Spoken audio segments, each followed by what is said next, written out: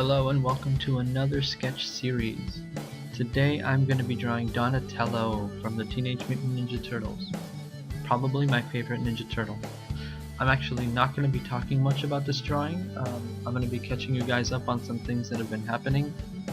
First of all, school started and I am back in full swing, and it's been hard to keep up with everything that I've started doing over the summer. So the videos are going to come out less frequently, probably twice a month instead of one every week. And I'm going to try to bring different kinds of content or more varied types of drawings and things. So hopefully that makes up for the slight lack of content relative to the summer. Now, as I'm going through this drawing, you see that I've already laid out the pre-sketch just a little bit there, and I'm going to go straight into it. And there's going to be a lot of jump cuts because my camera, it just kind of died. I didn't have the battery charged and I completely forgot. So by the time I was drawing, the battery kept cutting out and I had to reset the battery, and then eventually I just switched over to my phone, and you'll tell the difference right away. Couple of things. I'm going to be working on something new coming up, and that'll be, I'm actually going to start working on a children's book. I feel kind of weird saying it because I'm kind of afraid to do it, but I think it's time for me to just jump into it and do something that I feel like I can accomplish. I have a bigger picture goal in mind, and it's not has nothing to do with the children's book, but I feel like it's a good jumping on point because it's a short-term project, and it'll be my first test into self-publishing or self-doing anything.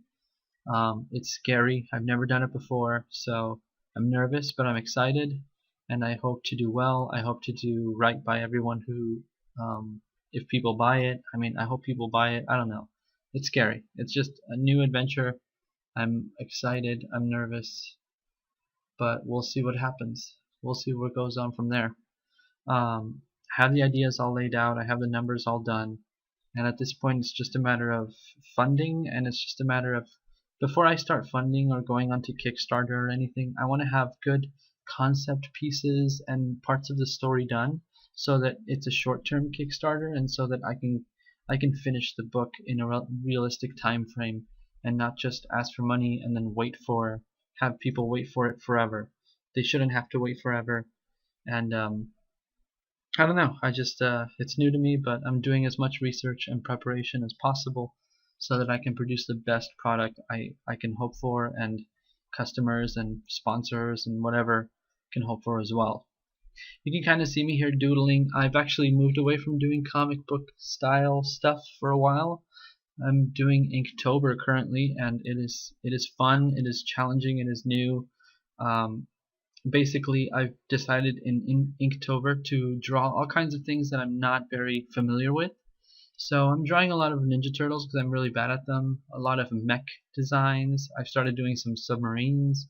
I was doing a series of candy, like evil Halloween candy. I don't know. I was just pumping all that stuff out and posting it on Instagram. And I'm trying to post more frequently on Instagram, gather a big following. We'll see. We'll see how everything goes. I'm kind of excited. Nervous, super anxious, but excited and hopeful and praying and hoping for the best.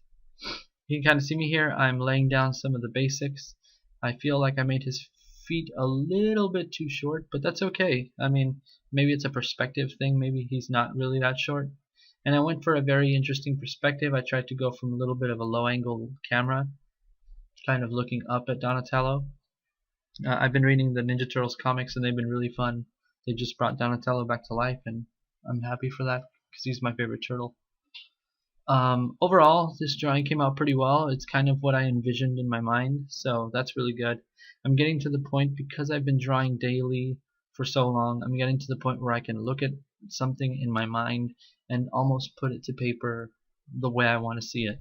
And especially with my children's book, and the next video I do will probably be showing off some of the stuff for the children's book, because it'll also be a promotional video for a Kickstarter. So I'm hoping to get that launched within a couple weeks, hopefully before Halloween, but we'll see how it goes. I'm not setting anything too concrete until I'm ready, and I feel ready. But yeah, right now I'm going to be going in with the colors, and you see me here going in with a green Prismacolor marker. And I always pause the video because I put down a sheet underneath the paper that I'm working on, just in case the marker bleeds through.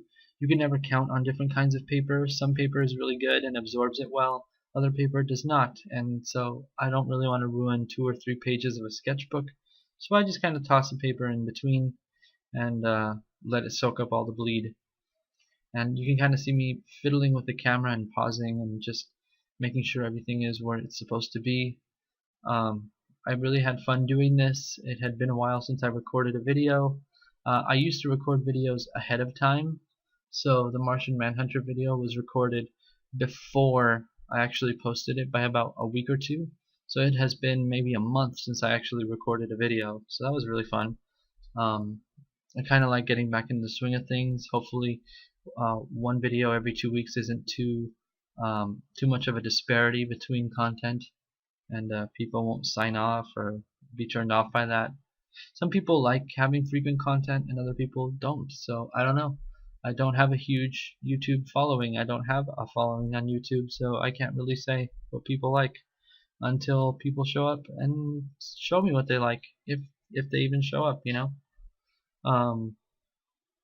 If you want to follow me on Instagram, I post a lot more often, and I put opportunities to win contests and free prizes like free drawings and stuff like that all the time.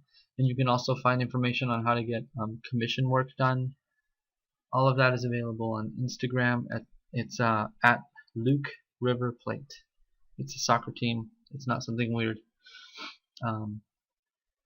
Anyway, I'm going in with different colors here. Decided to give them hard light from the right.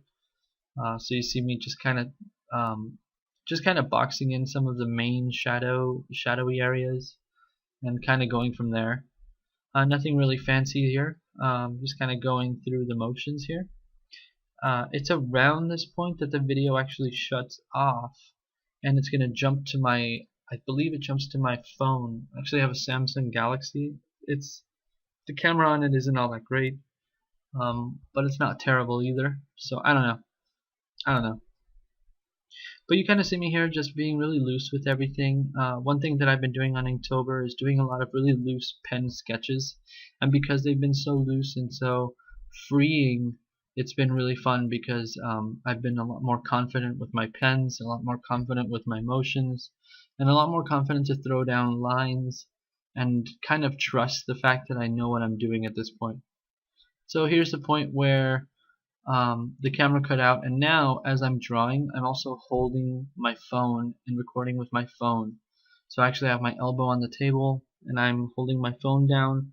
So I apologize if it's a little bit shaky or if the autofocus kicks in. I wasn't aware that the phone was autofocusing constantly. Having to draw and record, you kind of zone into one thing or the other, and it's hard to keep track of what's happening on both ends. And it's not like I can erase and start over or anything, so it's a one take type thing. Anyway, so yeah, I don't know. I'm excited for things to come. School's going great. I'm teaching more classes this year and different variety of classes, which is fun. It's new, it's exciting, but it's also scary because it's more work. It's always harder to start teaching something new than to teach more of what you know, because if you already know what to do, you kind of already have plans and ideas laid out. But if it's something brand new, it can be kind of scary. So to me it's kind of scary anyway. I don't know. Different people are different, so can't really say one thing or the other. Anyway, here we're going to go ahead and jump forward a little bit on the video, and now I'm filling in the carapace, and we're going to fill in the carapace with a yellow color. Hindsight, I should have probably used a color to transition between the harder brown and the yellow, maybe like a soft orange or a beige, to kind of bleed between the two and make the transition a lot smoother.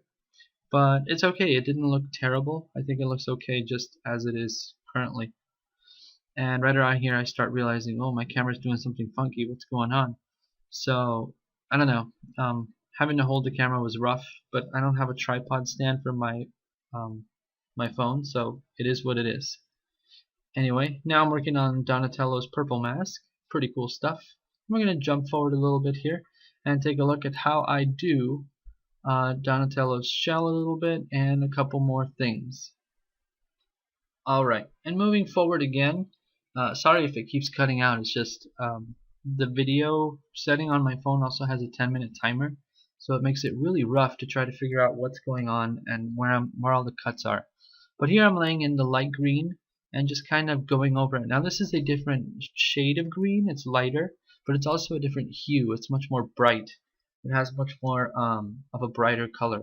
So I'm going to go back into the dark green and just kind of color over it to give it the same hue, even though it's a lighter shade of the green. I hope that made sense. But there's hue and shade when you look at colors. The shade is kind of like how dark or light something is. It's also called a grayscale. And the hue gives you the tone. In other words, is it a rich green like a forest green, or is it a lime green? They're bright and dark, but they're also totally different types of green per se. It's kind of like saying it's a light green, but it's also a different type of green. Kind of like pants. You have light pants and dark pants, but you also have dress pants, jeans, if corduroy, if you live in the 90s, and different kinds of pants, and they can be light or dark. But they're all still pants. So you can have greens that have darker light shade and also bright or dim, I forgot the word, desaturated hues. So kind of go from there. Here I'm using a beige to kind of transition between two different colors on the bandages. I really like the effect it had because the different marker here, this brand of marker kind of has more of a rough feel to it when you put it on the paper, and that translates as kind of a more less tonal and more just shadowy. Anyway, here's the original picture that I took, and I realized when I take pictures that they don't really come out the way they actually look in real life. So I went into Picasa and I edited it to appear as the way it appears in real life. I hope you enjoyed the video. I love the drawing and I'm very satisfied with it. Thanks for watching. Thanks for watching the video. If you want, you can check out the last video I posted in the link below. There's also Facebook, Instagram, and Etsy links provided here for you to check out and hopefully see some stuff you like. I hope you enjoy it, and I'll see you soon. Take care. Bye.